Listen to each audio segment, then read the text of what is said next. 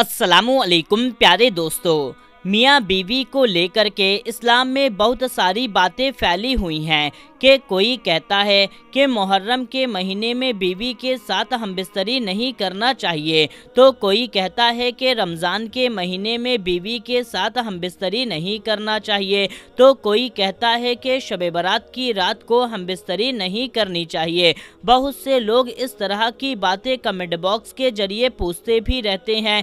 इसलिए आज की इस वीडियो में हम आपको बताने वाले हैं कि इस्लाम में ऐसी कौन सी जगह है, ऐसे कौन से मौके हैं कि जहां पर बीवी के साथ हमबिस्तरी करना हराम है, यानी कि जहां पर हमबिस्तरी करना जायज़ नहीं है। और साथ में हम आपको ये भी बताने वाले हैं कि शब बारात की रात को बीवी के साथ हमबिस्तरी करना कैसा है, इसके बारे में इस्लाम ने क्या कहा है। इसलिए आज की ये वीडियो आप सभी के लिए बहुत ही ज़्यादा ख़ास है। अगर आप शादीशुदा हैं तो इस वीडियो को आखिरी तक ज़रूर से देखिएगा और मेहरबानी करके इसे आगे भी शेयर कर दें, ज़्यादा से ज़्यादा लोगों तक इस वीडियो को पहुंचाएं, तो मेरे प्यारे दोस्तों, ताकि उनकी भी गलतफहमी दूर हो जाए। तो चलिए दोस्तों, शुरू करते हैं अपनी इस वीडियो को।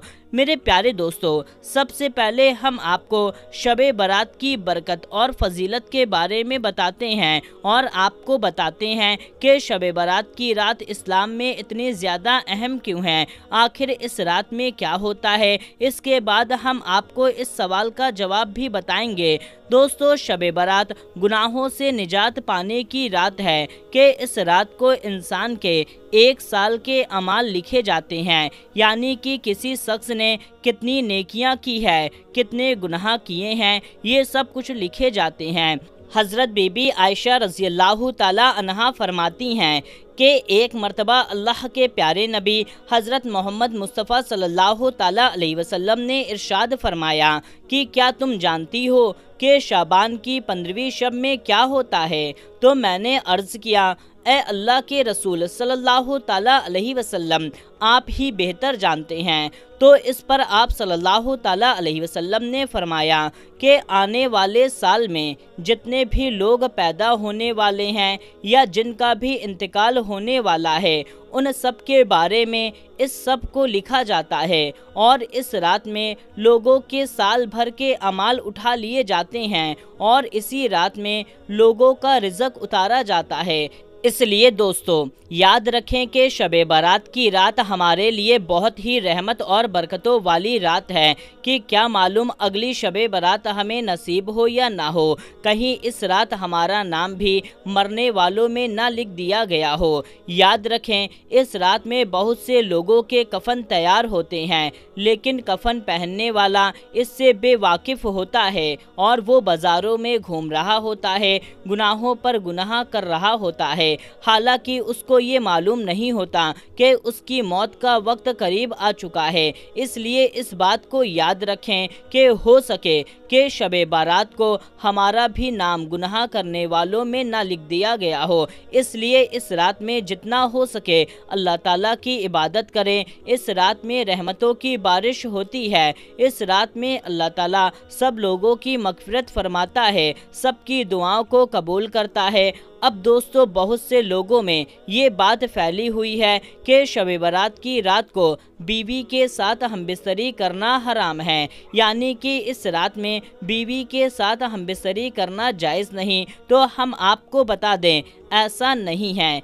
इस्लाम में सिर्फ 4 ऐसी जगह है, 4 ऐसे मौके हैं जहां पर आप अपनी बीवी से नहीं मिल सकते, यानी कि ये सिर्फ इन 4 मौक़ों पर आप अपनी बीवी के साथ में हमबिस्तरी नहीं कर सकते। इसके अलावा आप जब चाहे तब अपनी बीवी के साथ हमबिस्तरी कर सकते हैं और कहीं पर भी कर सकते हैं, कोई मनाही नहीं है। बल्कि मियाँ बीवी का आपस में मिलना, एक दूसरे से मोहब्बत करना इबादत में शुमार किया गया है। अब दोस्तों, अब वो 4 जगह आपको हम बताते हैं जहां पर इस्लाम में मियाँ बीवी का आपस में मिलना हराम किया गया है, यानी कि इन 4 जगहों पर बीवी के साथ हमबिस्तरी करना इस्लाम में जायज़ नहीं है। नंबर 1, روزے کی حالت میں۔ دوستو بہت سے لوگ بولتے ہیں کہ رمضان کے مہینے میں میاں بیوی کا آپس میں ملنا صحیح نہیں ہے، یعنی کہ رمضان کے مہینے میں ہم بستری کرنا جائز نہیں ہے، اس لیے رمضان کے مہینے میں ہم بستری نہیں کرنی چاہیے۔ مگر ہم آپ کو بتا دیں کہ رمضان کے مہینے میں بیوی سے ہم بستری کرنے کے لیے منع نہیں کیا گیا ہے، بلکہ اگر کوئی شخص روزے سے ہے تو روزے کی حالت میں بیوی سے ہم بستری کرنے سے منع کیا گیا ہے، یعنی کہ روزے کی حالت میں بیوی سے ہم بستری کرنا جائز نہیں۔ اس کے علاوہ آپ رمضان کے مہینے میں رات کو اپنی بیوی سے مل سکتے ہیں، رات کے وقت آپ اپنی بیوی کے ساتھ ہم بستری کر سکتے ہیں۔ اللہ تعالیٰ نے خود ارشاد فرمایا کہ مسلمان کے لیے رمضان کی راتوں میں اپنی بیویوں کے پاس جانا جائز ہے۔ نمبر 2، احرام کی حالت میں۔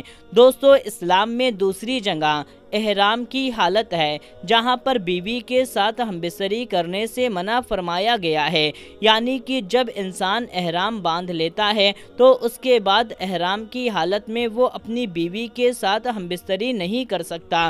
یاد رہے جب ایک آدمی حج پر یا عمرے پر جاتا ہے تو وہ احرام باندھتا ہے اور اس کے بعد وہ جب تک احرام کی حالت میں رہتا ہے تب تک وہ اپنی بیوی سے نہیں مل سکتا، یعنی کہ تب تک وہ اپنی بیوی کے ساتھ ہم بستری نہیں کر سکتا۔ احرام کی حالت میں ہم بستری کرنا اسلام میں جائز نہیں ہے۔ نمبر 3، حیض کی حالت میں۔ دوستو اسلام میں تیسری جگہ وہ ہے کہ جب بیوی حیض کی حالت میں ہو، یعنی کہ جب بیوی کے پیریڈز مطلب ماہواری شروع ہو جائے تو اس دوران آپ اپنی بیوی کے ساتھ ہم بستری نہیں کر سکتے۔ اس دوران ہم بستری کرنا اسلام میں جائز نہیں ہے، حالانکہ حیض کی حالت میں ایسا کرنا حرام اور گناہ کا کام ہے۔ اس لیے یاد رکھیں کہ حیض کی حالت میں جب بھی ہو تو بھول کر کے بھی اپنی بیوی کے ساتھ ہم بستری نہ کریں۔ نمبر 4، اعتکاف کی حالت میں۔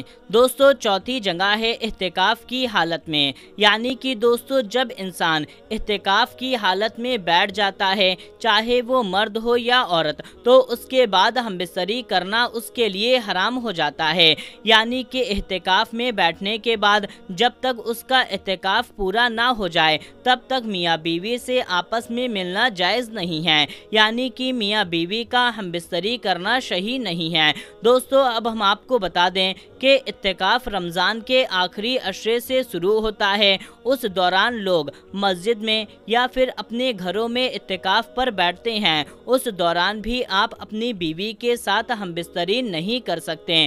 تو دوستو اسلام میں صرف انہی 4 جگہوں میں بیوی کے ساتھ ہم بستری کرنے سے منع کیا گیا ہے، یعنی کہ صرف ان 4 موقعوں پر ہی آپ اپنی بیوی کے ساتھ ہم بستری نہیں کر سکتے۔ اس کے علاوہ آپ جب چاہیں جہاں چاہیں دن ہو یا رات ہو آپ اپنی بیوی کے ساتھ مل سکتے ہیں، آپ اپنی بیوی کے ساتھ ہم بستری بھی کر سکتے ہیں۔ اسلام میں کوئی منائی نہیں ہے، بلکہ اسلام میں میاں بیوی کا آپس میں ملنا، ایک دوسرے سے محبت کرنا سب اچھے کام ہیں، یعنی کہ یہ عبادت میں شمار ہوتا ہے۔ تو میرے پیارے دوستو اگر آپ کو ہماری یہ ویڈیو ذرہ برابر بھی اچھی لگی ہے تو آپ مہربانی کر کے اسے لائک ضرور کریں اور اس ویڈیو کو اور بھی لوگوں تک شیئر کریں۔ ملتے ہیں تب تک کے لیے السلام علیکم، اللہ حافظ۔